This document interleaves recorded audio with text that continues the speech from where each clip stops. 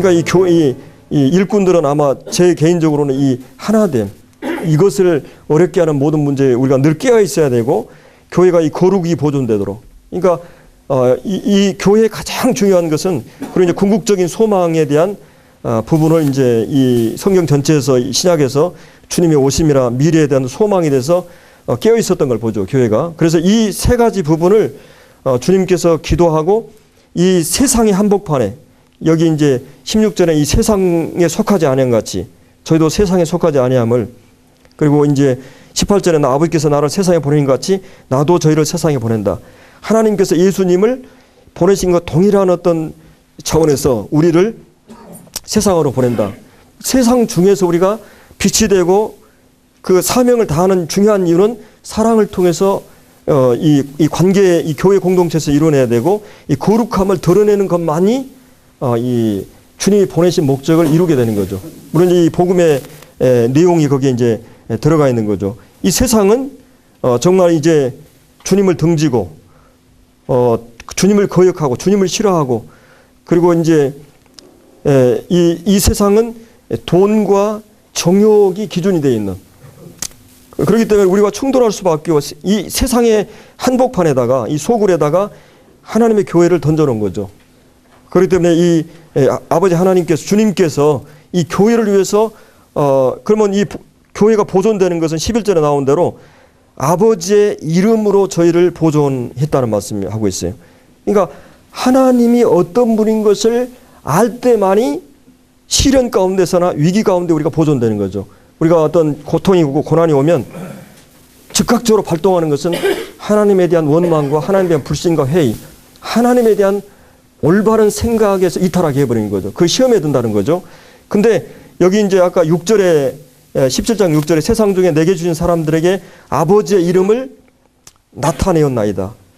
주님께 십자가에서도 하나님의 어떤 말씀을 드러낼 뿐만 아니라 주님은 계속 설교를 통해, 삶을 통해서 하나님의 어떠하심을, 하나님의 사랑과 신실한 거룩하심, 하나님 되신 모든 것을 나타내었다는 말이죠. 그래서 이제 그 아버지의 것인데 저에게 내게 주셨다. 그리고 이제 이들이 아버지의 말씀을 지켰나이다.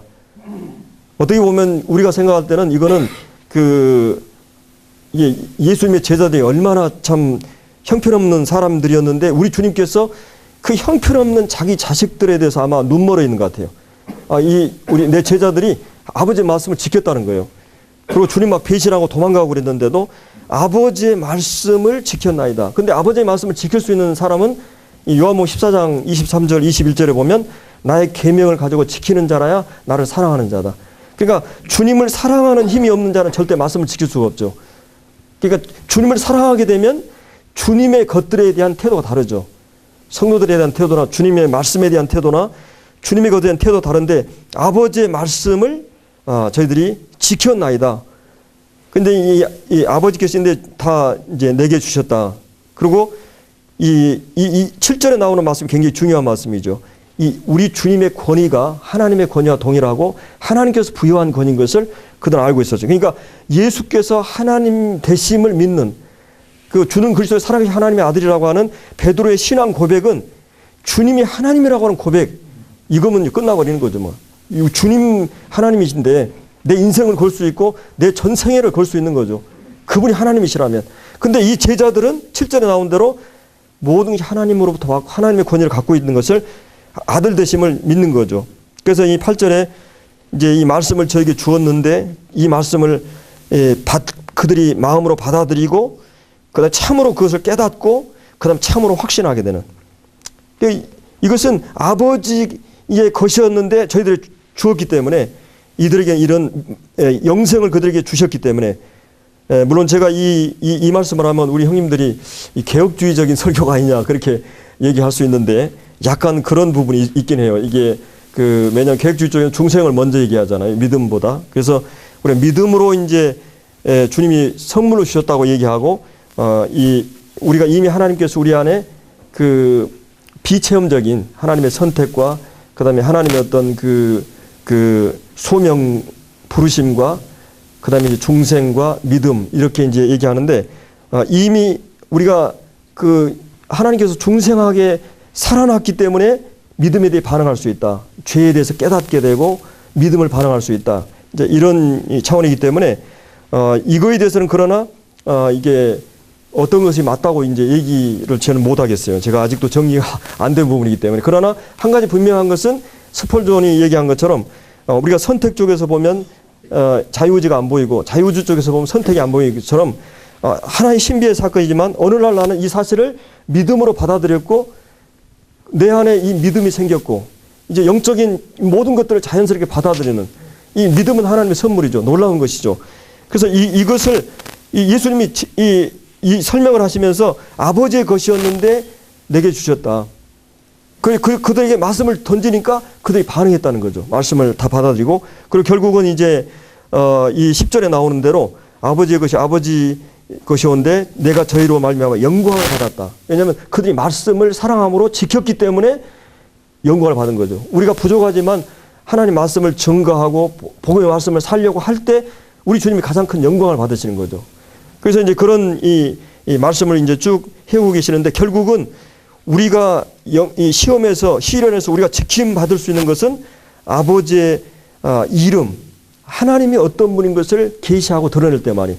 그래서 우리 주님이 전생애 동안에 부단히 제자들에게 하나님이 어떤 분인 걸 가르칠 뿐만 아니라 삶을 통해서 계속 하나님이 어떤 분인 걸 드러내셨죠. 우리가 가장 어려운 한복판에서도 하나님의 신실하심, 그분을 나를 향한 변치 않는 그 마음의 확신이 들면 그것이 외부적인 환경이나 이 모든 것은 문제가 안 됩니다. 외부적인 것을 우리가 조정할 수 없죠. 뭐 이 바람이 불고 눈이 오는가 이런 걸 조정할 수 없는데 우리 안에 있는 믿음은 우리가 조정할 수 있는 거죠. 이 말씀의 근거에서. 그렇기 때문에 주님께서 그 아버지 하나님이 어떠한 분인 것을 놓쳐버리게 하는 것이 사단의 역사죠. 근데 이 아버지 이름으로 저희를 지금까지 보존해 주었다고 이렇게 이 말씀을 해주고 있습니다. 그래서 이 주님의 이 기도를 통해서 그 주님께서 이 교회를 위해서 무엇을 기도하고 있고 평생 주님은 아버지 하나님의 영광과 이 바로 교회를 세우기 위해서 주님은 이 기도를 해 오셨고 이 고별사의 말씀에 응축된 기도죠. 이 고별사의 이거에 대한 더 자세한 설명이 나와 있죠. 이 부분에 대해서. 그래서 저는 이 특별히 그 마태복음 산상순 마태복음 5, 6, 7장 이 말씀과 이 고별사 말씀들을 제가 좋아하고 또 주님의 가장 모든 이 신약의 교훈의 원리가 거기에 응축되어 있죠. 이 사도 바울의 이 모든 것은 이것의 근거에서 이렇게 나와 있기 때문에 그래서 이 주님의 영성이 바로 여기에 나와 있는 것을 이제 보게 되고요. 예, 그리고 이제 그 바울의 영성에 대해서 이제 한번 잠깐 보겠습니다. 고린도 후서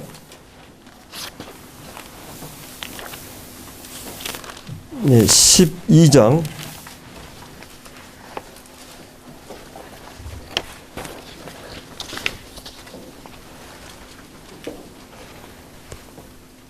7절 말씀. 여러 계시를 받은 것이 지극히 크므로 너무 자고하지 않게 하시려고 내 육체에 가시고 사단의 사자를 주셨으니 이는 나를 쳐서 너무 자고하지 않게 하려 하심이니라. 어떤 형제님이 8, 9절, 10절까지 졸리신 분이 한번 읽어주시겠습니까? 이것이 내게서 떠나기 위하여 내가 3번 주께 간구하였더니 내게 이르시기를 내 은혜가 내게 족하도다. 이는 내 능력이 약한 데서 온전하여 심이라 하신지라. 이러므로 도리어 크게 기뻐함으로 나의 여러 약한 것들에 대하여 자랑하리니 이는 그리스도의 능력으로 내게 머물게 하여 함이라.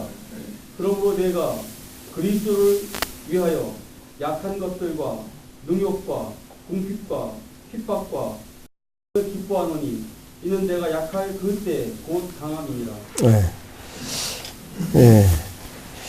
저는 이 제 사역에 20년 동안 가장 많은 시간을 이 바울 서신을 공부하는 데 바쳤습니다. 그리고 저는 13권의 그 사도 바울의 서신들을 보면서 제 사역에 많은 은혜가 되었고 그 다른 어떤 성경보다도 이 바울에 대한 개인적인 참 그 진실로 사랑하고 또 그 우리가 잘 아는 FF 브루스라고 모임의 그 영국의 이 형제님께서 바울 신학이라는 책을 두껍게 쓰셨죠. 그 책을 많이 여러분들이 한번 사서 보시고 그 형제님도 서두에 그의 평생 동안에 이 바울을 이렇게 연구했고 그리고 이제 신학에 아주 거보죠. 그런 분의 책을 보면서 많은 것을 참고를 했는데 자 여기 보면은 그 사도 바울이 여러 계시를 받았다고 이렇게 말하고 있습니다. 그래서 그 여러 계시를 받은 것은 신약 성경의 13권의 그 말씀을 하나님께 직접 계시를 받았고 이 사도 바울이 받은 그 계시의 내용에 복음과 이 구원에 대한 이 구원론에 대한 전반적인 계시가 로마서나 이 갈라디아서 아주 잘 기록이 되어 있죠. 얼마나 그 심오하고 깊은 말씀인지 구원의 어떤 그 어떻게 우리가 구원을 얻었고 또 우리가 어떻게 구원을 이루어가고 성화되고 궁극적인 구원이 무엇인가에 대해 아주 잘 이렇게 이 말씀을 해주고 있는 것이 바로 로마서입니다.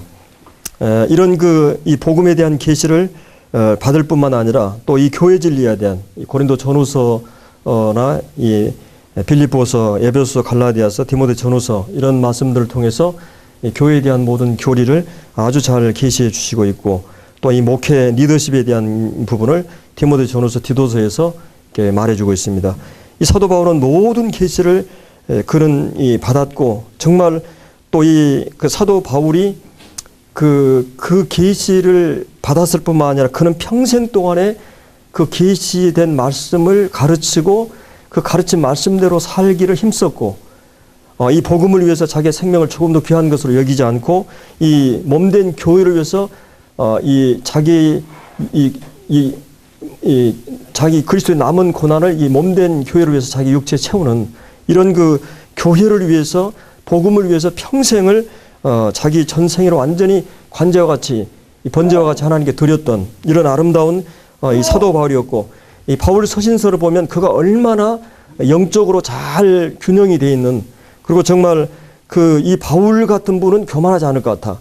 이 바울 같은 경우는 참 그분의 가르침의 내용이나 실제를 보면 이분 같은 분은 교만하지 않을 것 같은 생각이 드는데 오늘 이 본문에 보면은 이 자고하지 않게 하시려고 그 위대한 그런 사도 바울도 겸손이 얼마나 중요한가. 우리 주님을 가장 가까이서 아시는 그 바울 같은 분도 이런 연약에 빠질 수 있다고 가능성을 말하는 것은 우리 같은 평범한 범인은 어떻겠어요? 그래서 하나님께서 하나님의 주권과 뜻 가운데서 이에게 가시를 주신 거죠. 얼마나 우리에게 위로가 됩니까? 그리고 하나님께서는 그 사도 바울이 가장 필요한 것이 무엇인가, 그 영혼에 가장 중요한 것이 무엇인가를 주님은 더 잘 아셔요. 그 건강보다 더 중요한 것, 그 세상의 그 어떤 것보다 가장 중요한 것이 그 마음의 그 영성에 가장 중요한 것이 바로 겸손이라는 것을 아셨던 거죠. 이 겸손은 하나님의 축복을 담을 수 있는 하늘의 모든 신령한 것들을 받을 수 있는 그릇이고 그리고 이 하나님의 모든 축복을 담아낼 수 있는 이 통로가 될 수 있고 하나님의 손에 쓰임 받을 수 있는 조건이 바로 이 겸손입니다. 그래서 이 하나님은 교만한 자를 대적하시고 교만한 자에게 하나님께서 교만한 자를 욕이 온다고 하나님이 미워하고 싫어하는 그 육체를 가지니 이 교만입니다. 하나님 가장 교만한 걸 싫어하시고 이 스포츠는 이 하나님께서 손가락으로 다 죄를 다루는데 모든 죄는 교만의 죄를 다룰 때는 팔 걷어붙이고 다룬다는 거예요. 그만큼 이 교만의 죄는 하나님께서 심각한 거예요. 왜냐하면 이 교만이라고 하는 것은 내 중심에 내 보좌에 하나님 자리에 내가 앉는 것이거든요. 그리고 하나님과 경쟁하고 비교하는 거거든요. 내가 자아가 우상화되고 신격화되는 사건이거든요. 내가 내 마음대로 모든 것을 결정하고 판단하고 하는 것이 교만죄이기 때문에 이 교만만큼 심각한 것이 없어요. 하나님께서. 그렇기 때문에 사도 바울 같은 위대한 그런 이 사도도 하나님께서 그걸 주셨다는 거예요. 여러분이 매기를 아니 그 청어입니까? 제가 이 애화를 정확히 잘 몰라가지고 이 중국으로 이 청어 그 장사들이 하는데 이 한 장사는 생생하게 다 살려가지고 한다고 그래요. 근데 대부분의 사람들은 다 죽어가지고 있는데 그 청어의 그 뭡니까 천적이 메기입니까? 메기로 내가 알고 있는데 하여튼 메기 한 마리를 딱 다 넣으면 잡아먹어 봐야 한두 마리밖에 못 먹죠. 그거 한데 근데 이 메기가 거기에 들어가 있으면 이 청어들이 긴장해가지고 파르파르 사가지고 있다는 거예요. 하나님께서 때로 우리 몸 안에 우리 교회 안에 그런 어떤 심어 놓습니다. 그게 하나님의 지혜고 하나님 섭리예요. 그거 가지고 얽매여 가지고 막 찌르마고 그럴 필요는 없어요. 그러니까 우리가 이런 부분에 대해서 하나님이 우리를 겸비하게 하기 위해서 우리가 얼마나 기도를 잘 안 하려고 그렇습니까? 이 몸은 마냥 퍼져버리고 그냥 이게 우리 이 본성이기 때문에 하나님께서 우리 삶에 이런 것들을 허락하신다는 것이지. 우리 가정의 문제가 계속되고 교회 문제가 계속되고 또 내 생애 속에 계속 이런 일들이 일어나는 것은 우리로 하여금 자고하지 않게 하시려고 하나님의 가시를 주셨다고 이렇게 말하고 있습니다. 그래서 이것이 떠나기 위해서 하나님께 간절히 기도를 했는데 그 내게 이르시기를 내 은혜가 내게 족하도다 이렇게 주님 말씀하시죠. 그러니까 제가 이 존 쿠리온 형제님의 이 설교를 들으면서 참 이 부분이 정리가 됐어요. 어머니 축복이 돼가지고 제가 그 형제님의 말씀을 이렇게 재현하는 것 같은데 여기 주님께서 사도 바울이 모르죠. 이 육체의 가시가 뭔지는 성경에 명확하게 나와 있잖아요. 물론 그러나 갈라디아 6장에 보면 이 안질이 아니었을까 또 어떤 부분 4장 10절인가 보면 내 육체에 시험거리가 있었다. 이걸 이제 간질로 보는 경우도 있고 뭐 신경통으로 보면 여러 가지로 보는데 성경이 침묵하는 것은 우리도 침묵할 수 있는 자세가 필요하죠. 성경에서 굳이 드러내지 않는 것을 평생 그걸 드러내려고 하는 것은 그 합당한 자세가 아니라는 거죠. 일단은 한 가지 분명한 것은 이것이 가시라고 했을 때는 이 가시는 크든 적든 찔리면 아프잖아요. 이 아픈 것을 하나님이 그러니까 뭔가 이렇게 우리가 이 경각심이 없기 때문에 우리가 이제 이 상태에서 경각심이 없는데 예를 들어서 63빌딩 땅 올라가지고 이렇게 밑에 보면 다리가 경각심이 생깁니다. 주님이 계속 우리 인생에 경각심을 주셔요. 계속 긴장을 주십니다. 사도 바울도 말씀 전하기 전에 제가 아까 어떤 형제님한테 긴장된다고 그랬더니 그거 다 주님께 맡겨버리라고. 근데 잘 안 되는 거예요, 이제. 고린도전서 2장에 보니까 사도 바울이 내가 예수 그리스도와 그분의 죽으심과 십자가에 달려 돌아간 것 위에는 알지 아니로 작정했다 그러고 심히 떨었다는 말을 나오죠. 그게 왜냐면 성령이 나타나고 능력, 그러니까 복음의 내용을 그는 전하기를 갈망했지만 그 복음의 내용을 전달할 때 성령의 기름 부으심이 있게 하기 위해서 그런 긴장했다는 거고 약하며 심히 두렵고 떨렸다는 것은 그의 겸비한 태도죠. 그가 아무리 능수능란하고 성경에 익숙해 있었지만 전달할 내용이 풍성했지만 만약 그것이 전달하는 동안에 성령이 역사하지 않는다면 아무것도 아니기 때문에 그런 겸비함과 경외심을 가지고 단합해 나가게 되죠. 주님이 이 믿음이 사람의 지혜에 있지 않고 하나님 능력 있게 하기 위해서 그런 말씀이 이렇게 쭉 주어지는데 여튼 이 사도 바울이 이것 때문에 어떻게 보면 뭐 말씀대로 쓰러지기도 하고 막 이러면 얼마나 이게 이 일꾼이 체면이 안 서잖아요. 이게 아니 감히 이 복음을 전하고 주님의 일을 대표하는 일꾼이 이건 창피해가지고 이게 안 됩니다, 주님. 그래서 우리 주님이 겟세마네 동산에서 그 유대인들은 3세번이라는 게 있죠. 그 간절히 기도를 하신 겁니다. 그래서 이제 주님 기도하셨는데 응답이 왔어요. 내게 이르시기를 내 은혜가 내게 족하도다. 이는 내 능력이 약한 데서 온전해집니다. 주님은 지금 그가 가시는 그대로 놓겠다는 말이죠. 그러나 한 가지 더 놀라운 약속은 존 쿠리온 형제님이 어떤 선교사가 어떤 강을 건너려고 그러는데 이 배가 이제 이렇게 강으로 이제 가려고 그러는데 강인지 하여튼 물이 좀 빠져가지고 말뚝들이 다 이렇게 해가지고는 이게 이제 이 배가 움직일 수 없게 되는 거예요. 주님께 계속 기도하고 이게 지금 약속 시간이 돼가니까 기도했는데 이 주님께서 그 강물을 어디서 더 보내가지고 이게 물이 해가지고 배가 떠갔다는 거예요. 주님이 우리에게 가시를 그대로 두고 주님이 그것을 극복할 수 있는 능력을 주신다는 거죠. 은혜를 주신다는 것은 주님이 내게 가시나 내게 문제를 다 주신다는 거예요. 그런데 그거를 내가 극복할 수 있는 은혜를 내게 공급해 주신다는 거죠. 마치 물고기에게 적절한 이 강의 물은 넘치는 것처럼 새나 생물에게 공기가 넘치는 것처럼 하나님께서 그 은혜를 넘치게 주신다는 거죠. 그거는 내게 적합한 양만, 필요한 물만 준 게 아니라 넘치도록 주신다는 말씀이거든요. 이게 이제 주님께서 내 은혜라 그랬죠. 내 은혜. 사실은 이것은 주님의 공생애 동안에 하나님께서 주님에게 주셨던 은혜입니다. 주님이 사단이 시험에 왔을 때 돌덩이 떡덩이 한 것은 뭐 식은 죽 먹기잖아요. 뭐 옥상에 떨어지는 것도 그러고. 근데 주님께서 그때 받은 시험을 극복할 수 있는 능력을 하나님 주신 거죠. 그것을 배고픔을 해결할 수 있는 것이 아니라 그 하나님으로서 행사하라고 지금 사단은 시험하는 거거든요. 첫째 아담이 실패한 그 시험을 한 거죠. 그래서 그 시험을 이겼던 것처럼 가난하면서도 불평하지 않을 수 있는 은혜를 주님은 가장 가난한 삶을 사셨지만은 십자가에서 만약에 뛰어내릴 수 있는 것은 하나님 주님이 가능합니다. 그러나 뭐 대한민국 기독교가 그 예수님 십자가에 달려 돌아갈 때 전성도가 기도하면서 예수님 십자가에 뛰어내리면 야 정말 그래 하나님이지 그리고 다 믿는다고 그러는데 우리는 그분이 주님이 그 십자가를 감당하지 않았다면 오늘 우리가 없겠죠. 우리 사역에는 많은 그런 부분이 있다는 것이죠. 내가 내 힘과 능력을 과시하고 드러내는 것이 아니라 주님의 인격과 능력으로 은혜로 그 모든 것을 감당해내는 내 은혜가 내게 족하도다. 그러면서 내 능력이 약한 데서 온전해진다. 그래서 이제 도리어 이 일로 인해서 크게 기뻐할 수 있는 하나님이 내게서 하나님의 능력을 온전하게 하고 그 다음에 주님의 능력을 계속 내게 머물게 하기 위해서 그래서 하나님이 겸손한 위치가 되면 주님의 능력이 내게 머물고 연약한 가운데서도 하나님의 능력이 온전해지는 이런 일 때문에 이 일로 인해서 오히려 그 연약함과 그것을 기뻐하고 자랑한다 이렇게 말하고 있는 거죠. 그래서 10절에 그러므로 내가 그리스도로 하여 약한 것들 능욕, 궁핍, 핍박, 곤란 우리 이 일꾼들이 때로는 능욕을 받지 않아요? 참 자존심 상할 일이 한 번이 아니죠. 예. 능욕을 받고 또 때로 경제적으로 얼마나 궁핍합니까?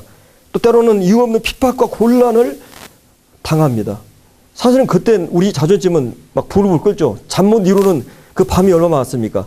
정말 하나님이 야속하고 정말 내가 싫어질 때가 얼마나 많아요. 이런데 사도 바울은 이 모든 것을 기뻐하고 자랑한다. 왜냐하면 그것이 하나님의 능력이 머물게 하는 수단이기 때문에. 그렇기 때문에 이 일꾼들에게 있어서 가장 중요한 부분이 바로 이 자고하지 않는 겸비한. 우리가 잘 아는 이 사도 바울 같은 경우는 이 11장에만 보면 얼마나 그가 복음을 위해서 화려한 이 삶을 살았습니까? 업적을. 복음 때문에 얼마나 많은 고난과 시련을 겪었습니까? 그가 전하는 그 은사가 얼마나 탁월한 그런 지식과 지혜의 은사와 그 다음에 영불변의 은사와 그리고 이 표적과 기사를 행하는 그리고 그가 전하는 복음 때문에 많은 영혼들이 구원받고 그리고 많은 교회들이 세워지고 소아시아와 이 유럽이 그냥 복음화되고 1차, 4차 전도행을 통해서 얼마나 많은 영혼들이 주님 앞에 돌아왔습니까? 계시만 받은 것뿐만 아니라 바울 한 사람의 생애에 미치는 영향이 어마어마했던 거죠. 그렇기 때문에 그는 교만할 수 있는 여지를 많이 갖고 있었던 겁니다. 그렇기 때문에 여기 32절인가 11장에 이 다메섹 성에 지킬 때 광주리 타고 이 도망하는 것을 그 약한 것을 30절에 자랑한다고 그래요. 어떻게 보면 약간 비겁한 행동같이 느껴졌던 것 같아요. 그러니까 내가 당당하게 복음을 위해서 간혹은 그런 약간 어떤 복음 앞에서 지혜로운 것 같으면서도 이 부분에 대해서 약한 것들에 대해서 그는 부득불 자랑한다고 이렇게 이제 말해주고 있습니다. 고린도후서 1장도 한번 보죠. 1장.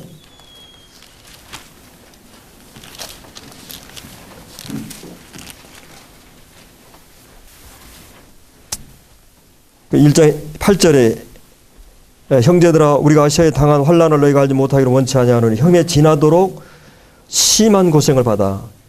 이건 이제 그 마차가 진짜 너무나 과중한 하중에 견디지 못하는 이 배가 그냥 짐의 하중을 못 견딜 때 쓰는 말이죠. 힘에 지나도록 심한 고생을 받아 살 소망이 끊어지고 고린도후서 1장 8절이요.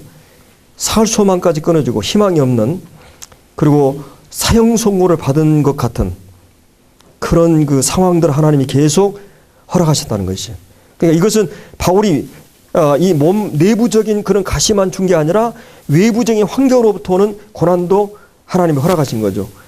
왜 그렇게 했느냐? 이런 우리로 자기를 의리하지 말고 이 자기를 의리하는 그 질병.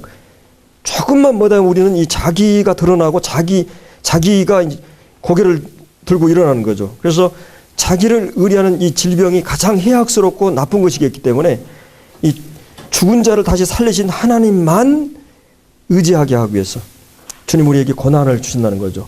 그래서 우리가 주님이 필요로 하다. 내 사역에는 주님만을 의지해야 된다. 이것이 끊임없이 우리에게 필요한데 이건 쉽지 않은 부분이에요.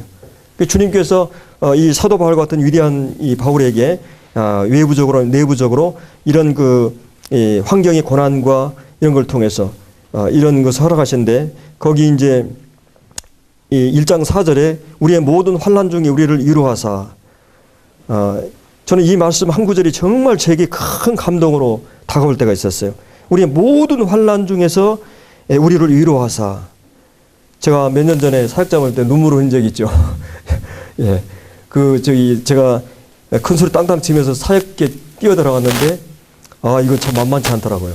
그리고 제가 생각할 때는 이거는 뭐 그냥 한 서너 개 교회 개척하고 서울로 상륙해가지고 아주 대형 교회로 한번 그런 아주 20대 그냥 큰 거대한 꿈을 갖고 내려갔는데 1년 됐는데 구원받은 역사가 없는 거예요.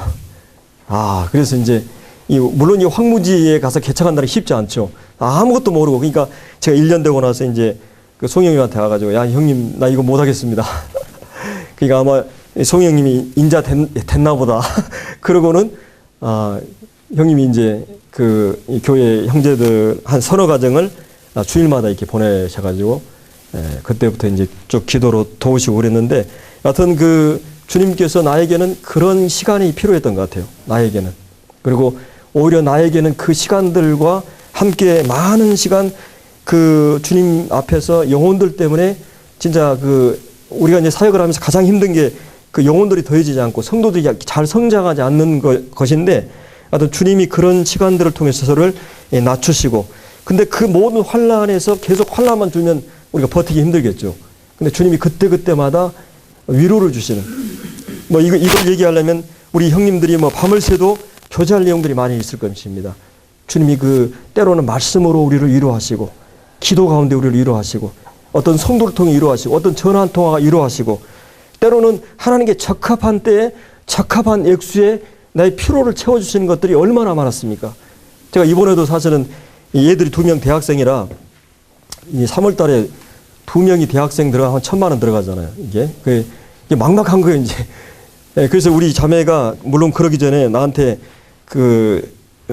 얘가 이제 고등학교 들어가면서 얘들이 좀 돈이 많이 들어가니까 2명이 공부하니까 여보 당신 한 50만 원만 한번 벌어와 그러더라고요. 그래서는 누구의 특명이라고 제가 어기겠어요. 알겠다고. 그래서 제가 이제 노가다를 갔어요. 일주일에 한 2번, 3번 이렇게. 그래가지고 이제 이제 1년 정도 이렇게 했거든요. 지금도 일주일에 한 2번 정도는 월요일 날, 목요일 날 시간이 될 때 이제 가서 이제 일을 합니다. 근데 3월 달이 됐는데 이제 막막한 거예요. 근데 주님이 우리 동네 가까이에다가 이 골프장이 돌아가지고 보상금이 나왔는데 그게 700만 원이 나왔어요. 그래가지고 어떤 이제 한 성도가 200만 원 개인헌금을 하셨더라고요. 근데 정확하게 900만 원이 필요했어요. 기숙사비, 입학금 2명 이렇게 등록금 해가지고. 근데 주님이 그렇게 딱 했을 때 여러분 기분이 어때요? 하나님이 이 야곱이 꿈 깨고 나서 이거 여기가 하나님의 전이구나. 여기가 하나님이 계셨구나. 하나님이 나와 함께 하신 것을 실제적으로 체험하는 그런 것들을 우리가 많이 경험하잖아요.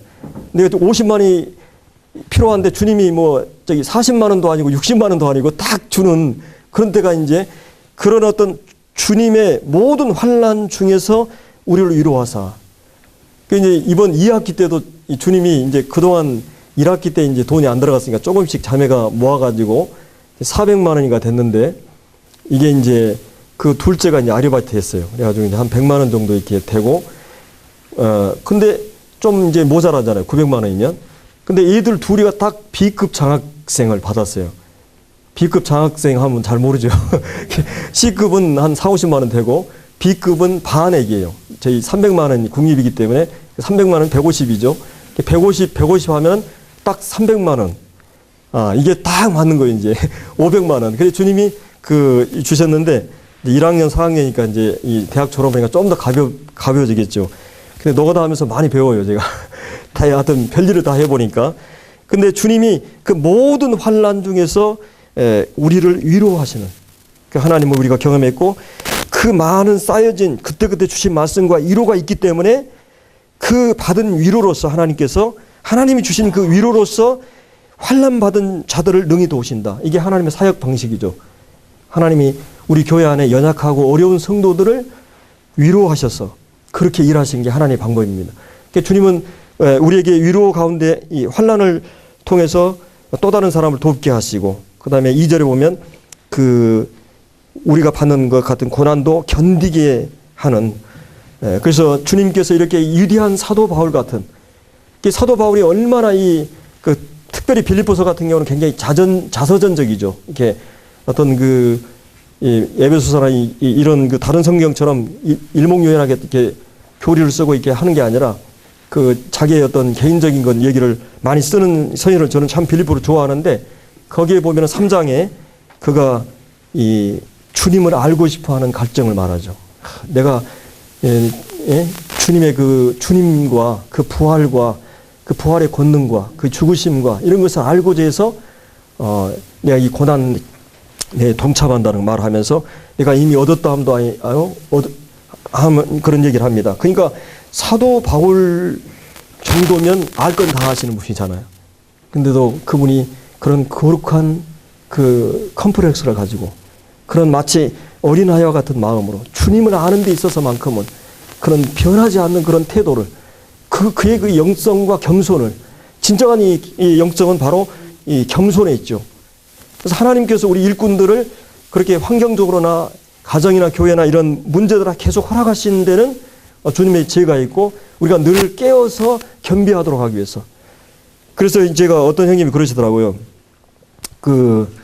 기라성 같은 형님들이 외국에 가면 맥을 못 추는데 자기 같은 별 볼 일 없는 형제들이 교회 문제가 계속 일어나면서 막 이렇게 하는데 교회가 버티고 나간다는 거예요.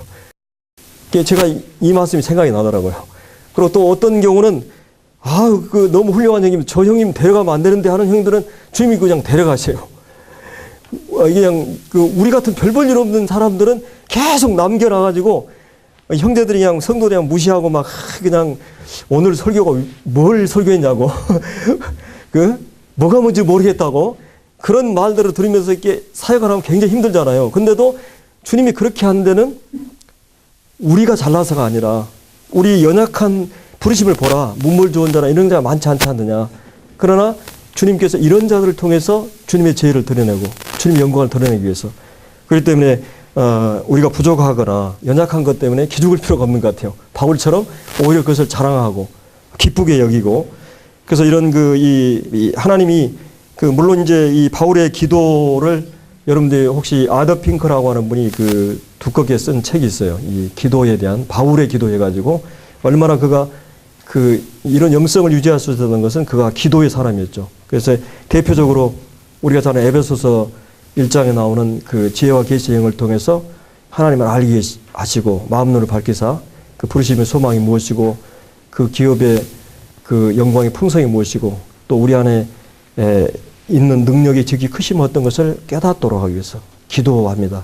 목회자들이 제가 이 경기도 사역자 모임 때 이 바울의 기도에 대해서 한번 교제한 적이 있습니다만은 이런 이 속 사람의 능력으로 강건하게 해달라는 이 에베소 3장에 보면은 그래서 주님의 사랑으로 충만하게 되기를 위해서 이것은 다른 기도가 아니죠. 이미 가지고 있는 진리가 이 영적인 눈이 흐려지지 것을 마음 눈을 밝혀달라고 기도하고 이미 주어진 축복이나 이런 것들을 깨달아 알도록 기도하는 거죠. 달라고 하는 기도가 아니라 우리 기도는 많이 지금 주님의 얼굴을 구하는 기도보다는 능력을 구하는 하나님을 도구하고 수단화하려고 하는 이용하려고 하는 근데 바울의 기도는 바로 이미 주어진 것들을 깨달아 알도록 그래서 속 사람이 능력으로 강건해지고 빌립보서 1장이나 이 골로새 1장에서도 이런 하나님의 뜻을 아는 걸 채우게 해달라는 그런 기도를 보게 됩니다. 그래서 이 바울이 얼마나 그 말씀에 사로잡힌 사람이고 얼마나 영성의 기도의 사람이었고 그는 얼마나 겸비한 그런 종이었는가를 우리가 이제 말씀에서 보게 되고 제가 이 두서없이 이 주님의 영성과 이 바울의 영성 이런 것들을 보면서 앞으로 우리의 사역에 있어서 참 우리가 어떤 방향을 가지고 또 끊임없이 우리 동기를 이렇게 테스트하고 또 점검하고 주님 앞에 우리의 초심을 가지고 이런 그 위대한 바울처럼 우리가 겸비한 마음으로 이렇게 우리 사역을 끝까지 달리기를 바랍니다. 기도하겠습니다. 아버지 하나님, 참 주님께서 모든 것을 계시하시고 가르치셨으며 또 실제 본을 보이셨고 또 지금도 하나님 보좌 편에서 저희들을 위해서 간구하고 계시고 또 성령이 말할 수 없는 탄식으로 기도하고 계신 것을 압니다. 또 주님이 이 지상에 가장 주님의 종으로서 훌륭하게 쓰였던 우리와 성정을 같이 했던 이 바울을 쓰시고 그의 사역의 그런 원리나 방법을 저희들 보여주셨사온데 우리가 이런 것들을 잘 늘 간직하고 생각함으로 우리가 감당할 수 있는 사역들을 잘 감당할 수 있도록 주님께 계속 저희들을 이끌어 주시옵소서. 주신 말씀들 감사하고 귀하신 예수님의 이름으로 기도드리옵나이다. 아멘.